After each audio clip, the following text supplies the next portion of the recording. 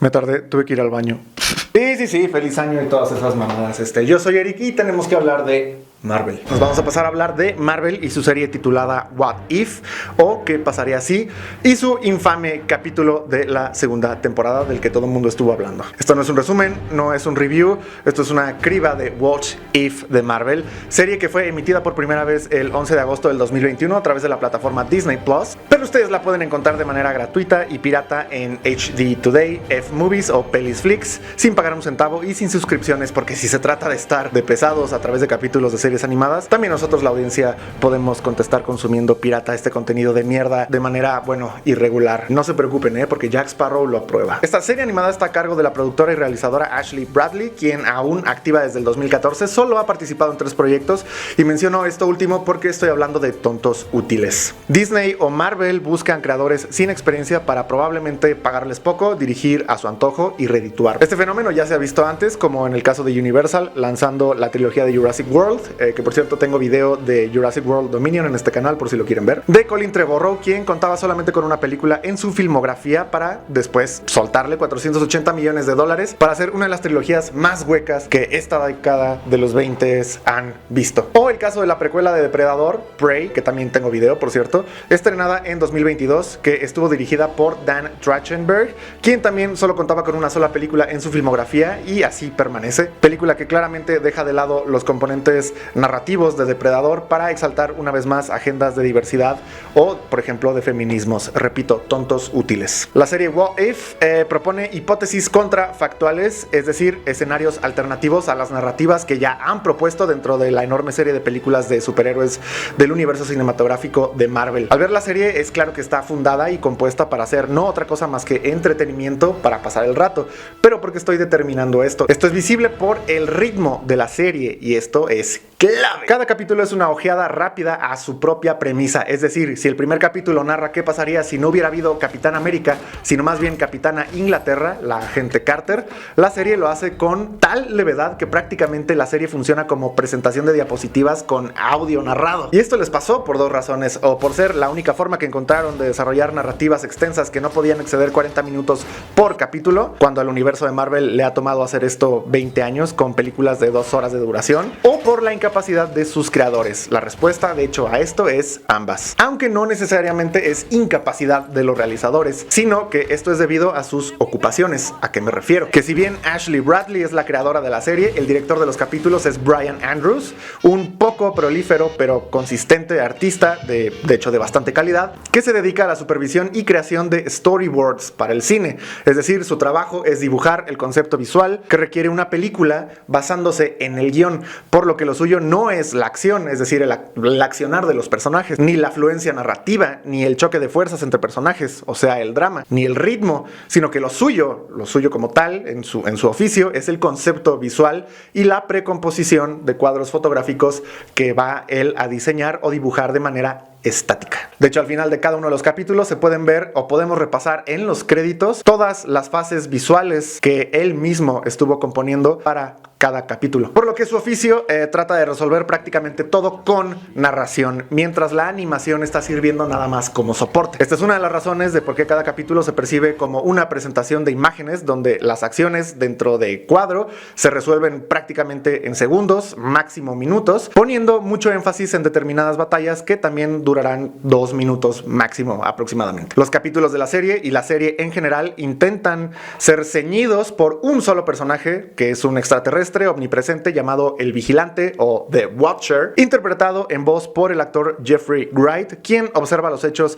en distintos puntos del tiempo, moviendo a los personajes para solucionar problemas. Durante toda la serie solo se intercambia a algunos personajes poniéndolos en situaciones ya planteadas en las películas, pero aún así el curso de los sucesos no se altera de la manera en la que los conocemos. Simplemente vamos a ver a un nuevo personaje reemplazando al que ya conocíamos y con, por supuesto, un desenlace favorecedor igualmente. Esto hace a la serie estéril porque debido a la poca creatividad en la escritura, usando situaciones ya planteadas, no funciona como desembocadura para la elaboración de nuevas rutas narrativas, porque como ya mencioné, redunda en los escenarios que ya han resuelto previamente en las películas, pero además por su formato que comparado a una presentación de fotografías narradas. Por lo que, por muy fan de Marvel que seas, poco se obtiene al prestar atención a esta serie. Su ritmo express la hacen poco memorable, su narrativa redundante la hace un tanto inútil, por lo que acabo de explicar, y la corta duración de los capítulos de animación, sumado con el miedo tremendo que tiene Marvel a proponer, por ejemplo, otros componentes como violencia, por perder a la audiencia, incluso infantilizan un tanto a la serie, desperdiciando así el trabajo del estudio francés de animación Blue Spirit,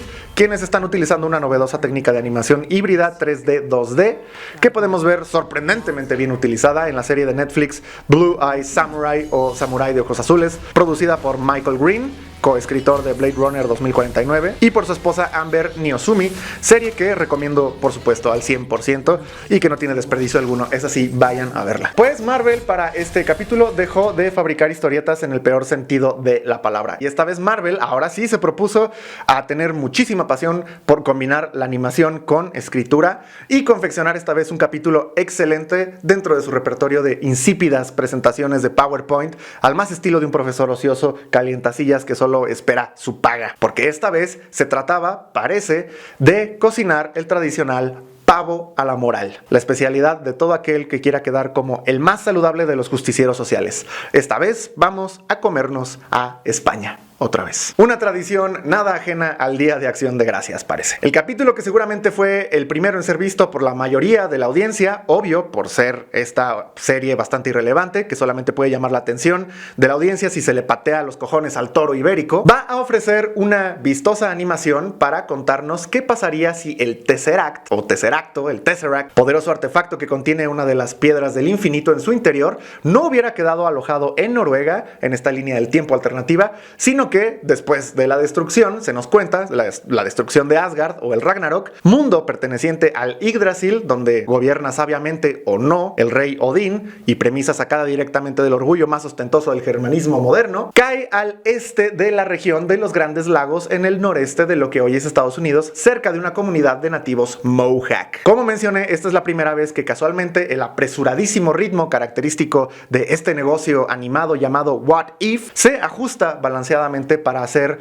que nos importe algo de lo que pretende Marvel que nos traguemos con el mismo entusiasmo con el que los vírgenes nos tragamos Spider-Man No Way Home en diciembre del 2021. Y vaya que la última vez que tuve interés en hacer algo fue hace unos días para hacer este video de mierda que están viendo. Así que el capítulo comienza presentando aquello vivo que sale de la tierra que define, según Marvel, la conciencia de esta comunidad de nativos Mohawks. Me refiero al contacto con la tierra y el círculo casi sagrado donde ellos agradecen y la buena tierra les da. Conoceremos así a Kaori, quien atraviesa los pulmones de su tierra con una vitalidad que ni de cerca su sabiduría puede alcanzar. Y vaya que es mucha su sabiduría, porque le escuchamos decir, al ver un montón de esqueletos por ahí tirados en el bosque, que el bosque está maldito si no se limpia después del derramamiento de sangre que llevó a esos esqueletos a ser esqueletos. A Kaori claramente le faltó algo de sabiduría mexica, para de pronto ser interrumpida por abruptos estallidos que desconciertan completamente a Kaori y a su hermana, y este vuelco narrativo es pautado por nada menos que disparos de arcabuz. Y es que, a ver, aquí estamos pasando página del prólogo que no se nos había dado al desarrollo tan pronto como es el minuto 6, con un elemento sonoro que para un mexicano es costumbre en su vecindario, pero que sabemos que dicho elemento Kaori lo desconoce, donde todo se torna en tensión para nosotros por saber cuál será la reacción de Kaori en cuanto se enfrente a la violencia del fuego o de las armas de fuego. Es decir, al fin Marvel está escribiendo algo. Es decir, que Marvel se pone su mejor corbata para hablar de España. A eso voy. Y el hecho también de que en Marvel estemos presenciando reconstrucciones históricas no hace otra cosa más que volver este capítulo un agujero negro inmersivo narrativo, donde nuestra atención es arrastrada sí o sí. Mismo agujero negro con potente gravedad de banalidades al que parece que Marvel y su cosecha de pésimas películas también están yendo. Así que Kaori llega a la aldea envuelta en llamas para ver qué es lo que está sucediendo, y nos vamos a encontrar con los demonios vestidos de lata, que no solo azotan la mente del hispanoamericano y lo hacen llorar día tras día por aquel oro robado del que tanto habla pero nada ha leído, sino que también en este universo ficticio resulta que aquellos conquistadores son tan malos, malísimos, que le disparan a todo lo que se mueva. Claro, rimando con la falsedad histórica que el mundo sostiene como verdadera, que los conquistadores se follaban todo lo que se movía. Pues las latas hablan español, y este es otro de esos puntos altísimos del tablero de este capítulo, porque el capítulo está tan bien cuidado, no solo en ritmo, sino en esencia de los personajes, que los españoles en efecto hablan español y los Mohawk hablan Mohawk. La actriz que interpreta en voz a Kaori, Devery Jacobs, étnicamente perteneciente a los Mohawks, fue entrenada para darle más fluencia a este idioma que ya manejaba, por supuesto, aunque no de manera tan cotidiana, por lo que es visible que la regla en este episodio es: hagamos a los Mohawks Mohawks y no los hagamos hablar inglés, pues este grito de Marvel por las minorías tiene que ser un tributo a ellos, a los Mohawks. Pero también hagamos a los españoles españoles y respetemos que son una mierda, así que hagámoslos ser una mierda. Es que no vaya a ser que se acuerde alguien que fueron los ingleses los que hicieron minoría a los Mohawks. E incluso, y chistoso, hablando de respetar a cada quien, el actor mexicano Gabriel Romero, quien abiertamente es bisexual, es quien interpreta en la voz al capitán de los conquistadores, Rodrigo Alfonso Gonzalo. Y es importante mencionar la bisexualidad de este actor porque hemos de notar la presencia en la inclusividad corporativa de Marvel. Ojalá se noten las ganas de Disney de dejar en claro que no escogieron a Gabriel Romero precisamente por ser el indicado, sino porque es bisexual y mexicano, seleccionado para interpretar lo que Disney y Marvel creen que es el alma de España, es decir, los conquistadores. Me refiero aquí que Marvel no ha dejado de señalar a los españoles como unos bárbaros casi medievales. Asimismo, una figura sumamente relevante en la historia de España y de todos los hispanohablantes, que aparecerá al final de este capítulo, la reina Isabel de Trastámara, la católica, es interpretada por la actriz colombiana Carolina Rabasa. Seamos fieles y hagamos a los Mohawks Mohawks. Seamos fieles y hagamos que los españoles sean una mierda. Así que haz que mexicanos y colombianos hagan las veces y las voces de españoles. No te molestes en buscar acentos peninsulares que siguen vivos y activos, pero sí preocúpate por encontrar a los escasísimos actores que hablen Mohawk. De hecho, si llegas a encontrar actores españoles, no les des el protagónico como villanos, ponlos como voces secundarias, que ese es el caso del actor Jordi Caballero y Cristian Rodrigo, que estuvieron participando nada más como voces adicionales. Porque va, ¿qué importa? Aquí estamos por los Mohawks, no por los colonizadores imperialistas que imponen toda su voluntad. Y por cierto, Carlitos, por favor, trae más gays para el casting porque nos estamos desnivelando. Soy Osaba Marvel. Kaori tiene que salir corriendo mientras los conquistadores por alguna razón le disparan. Bueno, claro, por supuesto, porque son los malos. Pero Kaori y su hermana caen por un agujero donde se encuentran el lago de la fuente de la juventud. Este cabrón que vemos aquí seguramente se llama Poncho y podría ser el antepasado de todos mis primos, pero uff, qué lástima. Si tan solo los españoles hubieran llegado a México y no hasta el norte de Estados Unidos, ¿verdad? Y por supuesto la violencia en México como la corrupción es evidente y obvio que vinieron de España, por lo que Kaori recibe un plomazo de lo que pudo haber sido mi tatarabuelo y cae bien al fondo de este temazcal vikingo. Bueno, Kaori es transportada por el Tesseract a una dimensión alterna y cae en una especie de paraíso llamado Sky World. Vaya nombrecito para un resort turístico en el Caribe. No dudes en visitar Sky World de Disney, con atracciones turísticas para chicos y grandes. Disfruta de su recorrido histórico donde visitaremos nuestras plantaciones de algodón. Siente la furia de los latigazos para que entiendas por qué en Disney nos sentimos como perros con la cola entre las patas. Por el matadero de tribus que hicieron nuestros abuelos. Y vive la enérgica conquista del oeste, donde redujimos a cero a las poblaciones indígenas para quedarnos con sus tierras. Disfruta de capítulos y capítulos de mierda en nuestra plataforma de Disney Plus, donde alteramos la historia nomás para que todos crean que no hicimos nada. Eso sí, lo sentimos, chicos, pero los españoles son una mierda. Así que Kaori es encontrada por un habitante de Skyworld llamado Atharx y es llevada a la aldea donde el vigilante intergaláctico nos explica una vez más que los habitantes de las tierras Mohawks entraron al lago de la fuente de la vida y pasaron a ser parte de un mundo perfecto donde dejaron las guerras tribales para siempre. Y dentro de lo fabuloso que es este capítulo, cabe resaltar no solo la precisión del vestuario gracias a la consultoría histórica que hubo tanto en idioma como en representación en general, sino que el diseño de vestuario es precioso. Para los avalorios de la ropa utilizaron una paleta de tonos azules en distintos registros que incluso alcanzaban los grises sobre un tenue blanco marfilado que señalaba bien la textura de la tela, que es manta. A esto los cuerpos de los pobladores invadidos del poder cósmico de este lugar y del Tesseract les producen patrones en la piel también en tonos azules y blancos, que comúnmente serían rojo ocre si hablamos de maquillaje histórico, pero la magia que les habita y les ronda de manera paratética, donado por este mágico lugar, y nuevamente menciono el Tesseract, es de un fluorescente azul. Es que de verdad el esmero en este capítulo es para rabiar, y a lo bello de este capítulo hay que anotar a la mismísima Kaori. Se le nota que es una chica alta, atinadamente acuerpada, con facciones faciales sumamente limpias, de trazos muy en balance, y no me voy a limitar a mencionar la talla de busto que que si bien no es excesivamente prominente, es notable, y dentro de todo lo que está cuidadosamente bien hecho en este capítulo visualmente, Kaori es un deleite de ver. Ahora, esta anotación no viene por una parafilia galmatofílica de mi parte o por ser un pajero con predisposición a la adicción al hentai, o sea, es decir, sí soy todo eso, pero la anotación no viene de ahí, sino que viene de que el contraste con la cara tosca del conquistador con Solo, que es el malo por supuesto. Kaori tiene un rostro limpio y bello porque es buena. Marvel superpone la belleza de manera muy griega como una virtud o un valor que sobrepasa a la de cualquier maldito español. Es decir, que cualquier discurso en contra de la idea de belleza en una mujer como elemento que pueda distinguir a mujeres unas por encima de otras será ignorado si se trata de superponer en virtudes a un personaje sobre otro con este tipo de discursos. O sea, en este caso, Kaori sobre los conquistadores malditos. Y parte de esos valores es la belleza. La belleza cuenta o no cuenta dependiendo de que nos convenga. No solo eso, sino que bien apunta Marvel a poner una nativa discretamente exuberante como una negación a la idea blanca anglosajona de que los nativos de América son menos bellos que los blancos, casi diciendo: nosotros los yankees jamás dijimos que ustedes son feos, tomen un personaje nativo y bello, es Kaori. Y esta maña asquerosa de Disney de lanzar halagos mientras te escupe accidentalmente en la cara no ha cesado,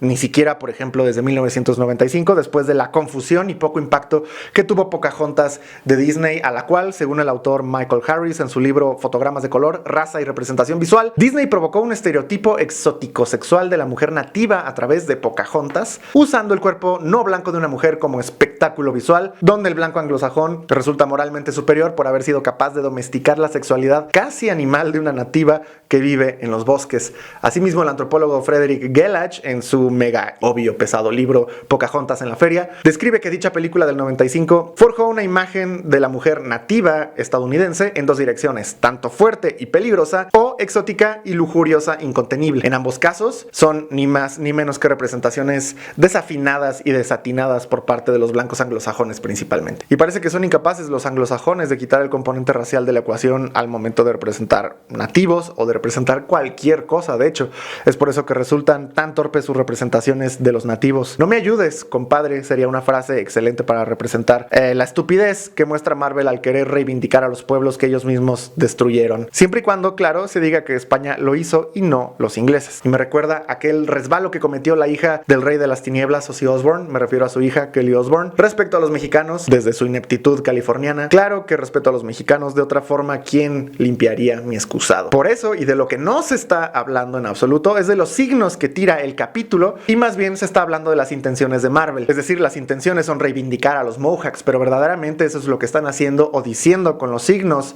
que están poniendo en su capítulo. Estoy hablando de qué está realmente relatando desde sus planos tanto autogóricos, esta serie, como es el bosque de Kaori y la precariedad en la que vive, aunque siempre digna, como dentro de sus planos literarios, como es el hecho de que los españoles los asedian, o el plano alegórico, que si bien se pretende que sea una noble reivindicación de una tribu nativa americana, termina, como ya he dicho, siendo una mirada condescendiente, pero siempre una mirada anglosajona. ¿A qué me refiero? Vamos a cribar. Kaori entra al lago que llaman Fuente de la Juventud, poder que dispara el Tesseract. Hemos de recordar que se explica que el Tesseract estaba en Asgard y que después de la destrucción de Asgard viene a dar a la tierra de los Mohawks, por lo que esta fuente de poder viene de la capital de los dioses poderosos de la mitología germánica. Es decir, los Mohawks reciben por mero accidente y no por sus propias manos una fuente de poder que residía en la versión tontificada de la casa de los dioses paganos germánicos, blancos y avanzados de poder y en tecnología, por supuesto. Una vez que los Mohawks encuentran el Tesseract, artefacto que llegó desde una sociedad cósmica germánica que parece el sueño húmedo de Hitler, adquieren estos Mohawks el poder del Tesseract y se desconectan para entrar a Skyworld, un paraíso donde no envejecen. Y con esto me refiero a que estamos hablando de una reserva para indios, una reserva para nativos, y no solo es una reserva dada por el poder de los blancos cósmicos, sino que dichos nativos al principio se van a negar a ayudar a Kaori a liberar a los Mohawks de allá afuera, a los Mohawks de la comunidad de Kaori. No les interesa qué es lo que le esté pasando a otros Mohawks. El mismo Atharx le dice: nosotros no no hacemos eso. Ellos solamente quieren fluir con el poder que les da el Tesseract, que si me pongo un poco más radical con lo que estoy diciendo y tomo en cuenta el líquido de la fuente de la vida, estamos haciendo una alegoría directa al alcohol. El alcohol, que es un problema dentro de la forma de vida actual de los nativos estadounidenses, que están en reservas, lejos de la sociedad, a manera de campos de concentración, con un problema de alcoholismo que ustedes pueden buscar en cualquier fuente, y no fuente de la vida. Así que Marvel nos está dando nativos irresponsables, que no les interesan otras naciones de nativos u otros Mohawks, que viven en una reserva con todo pagado, emborrachados de poder, el poder que les da el Tesseract. Y perdón, para mí este capítulo no blanquea a la bella Kaori, que a diferencia de Pocahontas, esta sí habla su idioma, mantiene su color de piel y sus abalorios en la ropa, sino que esto más bien está blanqueando la pretendida domesticación de los Estados Unidos sobre las naciones originales, con un insulto duro a los nativos, vendiéndoles reivindicación a manera de espectáculo de superhéroes, con un retrato fantasioso de lo que son sus vidas reprimidas actualmente. Azarx le explica a Kaori que la tribu en Skyworld, dentro de Skyworld, sale de cacería, sin embargo cazan frutas. Kaori le pregunta que por qué cazan frutas si estas las pueden cosechar, y este le responde que porque no habría nada divertido en cosecharlas. Aquellas frutas parecen diamantes azules que se dan en los lomos de alguna criatura mágica dentro de la reservación, y ahora que lo pienso, México no es ajeno a cazar frutas. El kilo de jitomate está a 39 pesos, y si bien no hay que correr detrás de los tomatos, sí parece que hay que asaltar a alguien para poder desayunar huevo a la mexicana. El hecho de volver vegetarianos a los Mohawks es quitarle a los Mohawks una de sus actividades que los conformaban como nación, pero también remitirlos a su sacralización en vez de su humanización. Y a esto se suma que los Mohawks son seres a los que se les pega automáticamente la magia en sus cuerpos como si fuera lodo. Es decir, para Marvel, los Mohawks son incapaces de lastimar o matar a los seres vivos con capacidad de placer y displacer. No matan animales, sino que simulan ir detrás de hordas de bisontes que otras naciones del sur tenían no solamente como costumbre, sino como ceremonia angular de carácter religiosa o religante, un religatio que los unía a estos animales. Por lo que Marvel amablemente expone a los Mohawks no como seres humanos dentro de su espacio antropológico, sino como también animales tan buenos como aquellos animales a los que persiguen o esos númenes astados de 4 patas que están persiguiendo. Vamos, que este capítulo es una elaborada carta de regalo de parte de Marvel a los Mohawks que dice: ¿qué tal? Mi nombre es AC Ashley y ustedes, indios, por no ser blancos, son animales, pero no se preocupen porque a mí me encantan los animales. Yo misma tengo 4 chihuahuas, pero no muerden. ¿Ustedes sí muerden? Por lo que aquí pierden el respeto queriendo ofrecer respeto, pero las audiencias también entienden y creen que en efecto se ha dado ese respeto. Por eso es sumamente importante cribar qué son los signos que están dando, a pesar de las intenciones de Marvel, a pesar de que Marvel esté diciendo este es un tributo a los Mohawks. Marvel además propone todo esto echando a los españoles por delante, haciendo pasar este capítulo como una reivindicación para los Mohawks, como estamos explicando, donde prácticamente Marvel está aventando la piedra y escondiendo la mano. Pero lo chistoso de que Hollywood aviente la piedra y esconda la mano es que no aventaron absolutamente nada, es decir, no aventaron historia para el desarrollo de historias de Marvel, dentro de Marvel,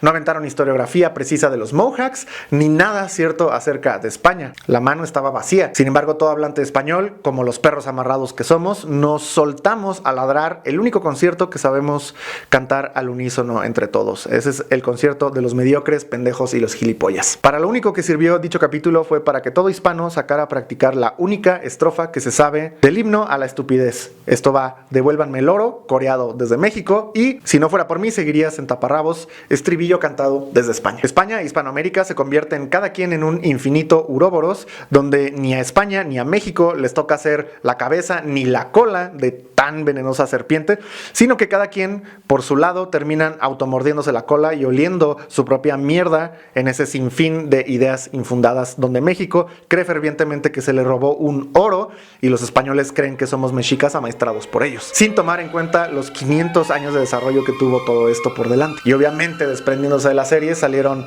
hispanoamericanos y españoles a pelearse en esta infinita y estúpida, sin sentido y además infundadísima manera y tradición de pelearse en redes sociales. Por eso decía yo que éramos perros amarrados. Vamos a ver aquí. Dice ¿en serio va a haber conflicto diplomático por una serie animada? ¿No estamos como exagerando? ¿O es que acaso se está mintiendo de lo que realmente sucedió durante la conquista española? El genocidio en nombre de la corona y la iglesia. Esto es chistoso chistoso porque primero dice que es ficción, después pide la paz, después dice que es verdad lo que sucedió en el capítulo, y entre tanta confusión jamás se le hace prudente cuestionarse a sí mismo si lo dicho por sus tíos borrachos en un bautizo acerca de la conquista es una fuente confiable o no.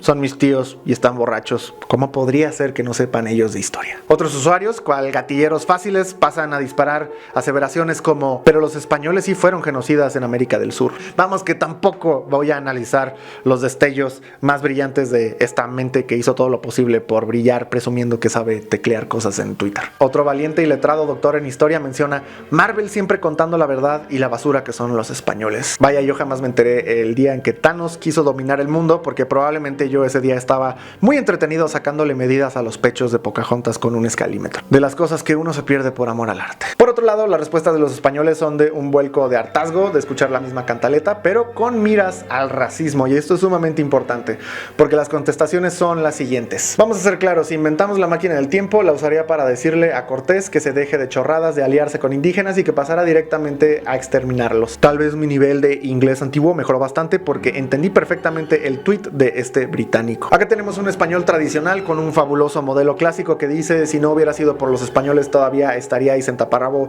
matándoos unos a otros y de árbol en árbol. Esta idea presupone que México es un país sin ataduras biológicas a España y supone que no tiene ningún desarrollo histórico a través de 500 años, pero lo peor es que el mexicano en efecto de verdad se cree azteca, y lejos de rebatir tal error, contestan bajo el mismo juego de rol mexica en campaña. Eso sí, contestan en español, por supuesto. Pero vienen estos dos tweets sumamente interesantes de españoles, que dice: la única historia desagradable de España es el momento de follarse dos chimpancés peruanas por el culo. Y me cago en Dios, el peor error que cometieron esos colonizadores fue mezclarse con esos orangutanes con escaso coeficiente intelectual. Ahora tenemos que pagarlo el resto del mundo aguantando sus mierdas. Yo creo que nada más España es los que tienen que aguantar esto. Y estos últimos comentarios que rescaté de X o de Twitter, como sea que se llame, son reflejo de lo asquerosamente podrido que puede llegar a estar un español de la cabeza, reflejado por supuesto cuando contestan a la cantaleta fundada en mentiras que reza: regrésame el oro, eres genocida, pídeme disculpas. Lo curioso es que el mexicano, por ejemplo, no importa cuántas veces le digas que su versión de la historia que maneja de la conquista es errónea,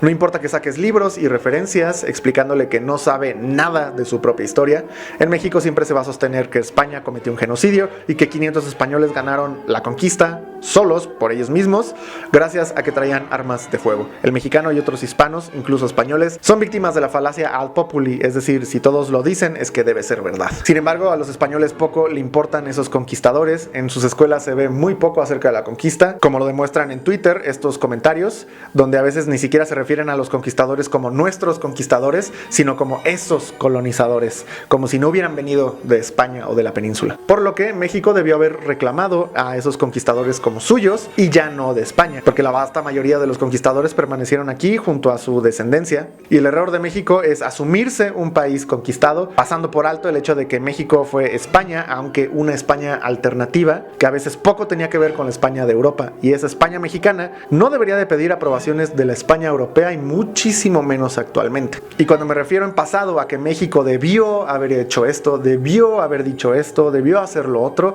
lo digo porque ya no hay manera de revertir la autoconcepción del mexicano sobre sí mismo. Para México, él siempre fue y será la víctima a la que no se le permitió hacer nada. Estuvimos a punto, pero nos conquistaron los españoles, vamos a decir. Que bien se puede ver traducido en otras áreas contemporáneas como: estuvimos a punto, pero no era penal. Pero, ¿por qué el mexicano tendría que verificar fuentes e informarse acerca de su propia historia si todo el planeta cree verdadera esa historia mal contada? ¿Por qué habría que salir de esa área donde Marvel le acaricia el lomo a México diciendo: ya pasó, sí eres genial, pero pues te conquistaron? Por lo que la frustración de México en modo automático siempre va a hacer que cualquier estrago que le suceda a España, México lo aplauda. Mucho más si autoridades, como es el caso del tipo ese que está en Palacio Nacional como presidente de México, le están todo el tiempo reafirmando a los mexicanos que en efecto España no fue ni es de fiar. Él es el presidente, debe de saber lo que dice, por algo está ahí.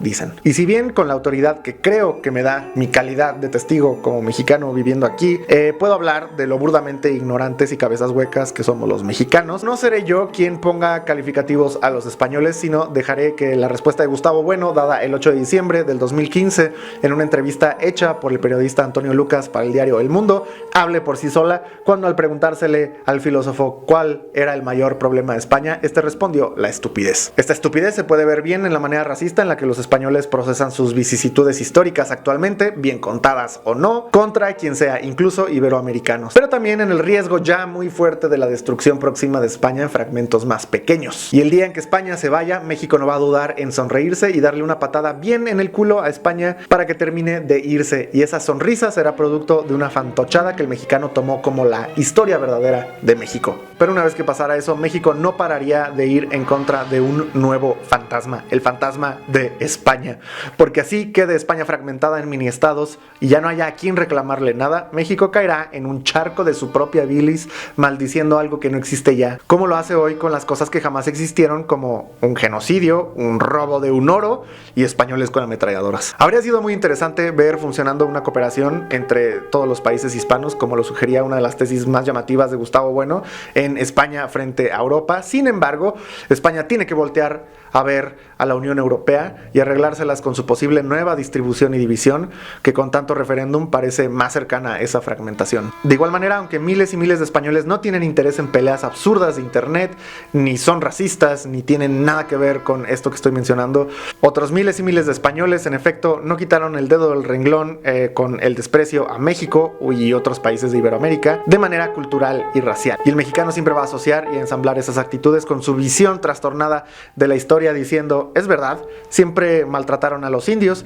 siempre han sido racistas hasta hoy. Por lo que cualquier comentario venido de un español siempre va a parecer sospechoso y siempre va a ser utilizado en contra de ellos. Pero también, como vimos en los comentarios, algunos en España tampoco dudarán en seguir señalando a los mexicanos o hispanoamericanos como simios, y con esto digo que una unión iberófona de todos los países hablantes, ya sea de portugués o de español, haciendo una cooperación no es ni será posible. Un español siempre va a decir: prefiero ser ese conquistador y ganador y que me digas racista, a ser un perdedor conquistado que te violamos por todos lados como lo eres tú, México. Eso es a lo que me refiero. Ambas premisas vienen de mentiras, por lo que la carta de racismo que utiliza España contra México siempre es la más efectiva, porque lo que más le duele al mexicano en esta pelea de imbéciles contra imbéciles, y aunque lo nieguen los propios mexicanos, es que le negó la blanquitud al mexicano.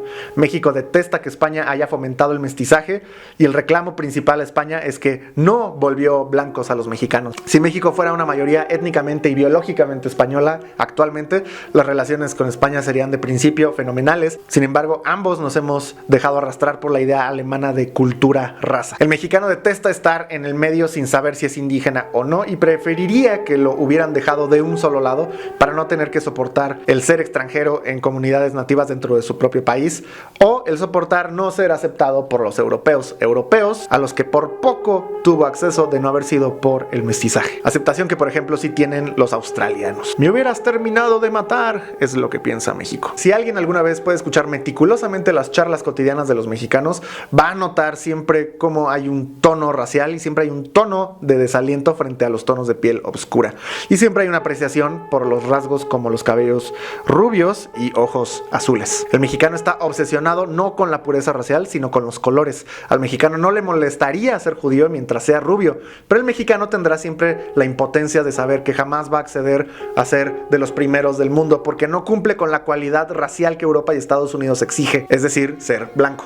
Esta rabia frenética de frustración del mexicano por la blanquitud es lo que el mexicano entendió a través de lo poco que sabe de su propia historia, a través de la televisión y el cine, de que el ser blanco es el componente obligatorio para ser dominante en el mundo y que jamás va a acceder a tal característica. Por eso el mexicano, confundido, recibe al extranjero blanco europeo o gringo y lo pasea frente a la arquitectura española de su país para ver si lo aprueban o no. Después de eso, el mexicano a escondidas se agarra de los pelos y dice: malditos españoles, malditos españoles. españoles. Esto por supuesto lo va a negar el mexicano en cuanto lo escuche y dirá de inmediato: yo no estoy de acuerdo, yo estoy orgulloso de mi color y eso que estás diciendo es una pendejada. Ajá, sí, claro. De hecho, para los mexicanos debe ser bastante incómodo escuchar esto que estoy diciendo ahora mismo. Para el mexicano, los eventos de la conquista significan el inicio de la pérdida de una identidad que asume que está ligada a la raza, en vez de entender que la identidad está en la lengua hispana y en su formato civilizatorio católico. Sin embargo, el mexicano está tan confundido que lloriquea que era hijo de dioses y cree fervientemente que, ya que no es blanco, su lugar en el mundo es aquel de un noble guerrero azteca, cuando lo más seguro es que ese mexicano hubiera sido carne para pozole de algún avaricioso noble o sacerdote mexica. Por eso México, aplaudiéndole a quien luzca más blanco de entre los blancos que dominan el mundo, no va a dudar jamás en celebrar el aperreamiento de España. Porque, por ejemplo, lo que hace Marvel no es historia o ni siquiera películas buenas. Odiar a España es una costumbre. Se le odia a España porque se puede y es permitido, porque ni siquiera algunos españoles chistan si se les dice que son unos retrógradas, como es el caso del señor Reverte, que él mismo lo dice de España. Aquí todos saben que a España se le detesta por tradición, porque así dicen todos. Y México más que nadie no va a perder jamás la oportunidad de creer que está en el lado correcto de lo que cree que es su historia, que permite que le cuente Marvel. En México se podrán cortar cabezas a machetazos en pueblos y comunidades, pero si es la cabeza de España a través de una película, mucho mejor. A México le urge convencerse de que hace las cosas bien, aseverando de que México es el capibara del mundo y alegamos que nos llevamos bien con todos, aunque en la práctica cualquier mexicano se siente agredido prácticamente por todo, por cualquier comentario, mucho más venido de un blanco, por aquella fragilidad de su identidad. Podrás destruirle la historia a los mexicanos y aceptará una versión histórica hasta dada por Marvel, mientras en la pantalla le ofrezcas unas palabras de consuelo por haber perdido lo que estúpidamente cree que es su grandeza. Ya que si México no pudo ser blanco de carnes, al menos quiere ser uno de los buenos, y una de las formas de ungirse con esa santidad es odiando a España, es decir, haz patria, odia a los españoles.